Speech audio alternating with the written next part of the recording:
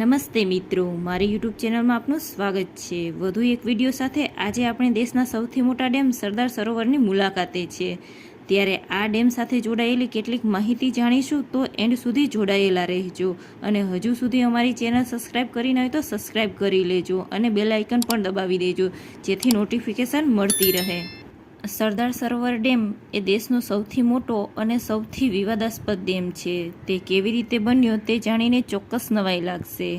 આ ડેમ બનાવવાની પહેલ આઝાદી પહેલાં થઈ હતી। 1945માં સરદાર પટેલે બંધ માટે પહેલ કરી અને 5 એપ્રિલ 1961માં દેશના પહેલા વડાપ્રધાન જવાહરલાલ નહેરુએ તેનો પાયો નાખ્યો। પરંતુ અનેક કારણોસર આ પ્રોજેક્ટ લટકેલો રહ્યો હતો। 1987માં તેનું બાંધકામ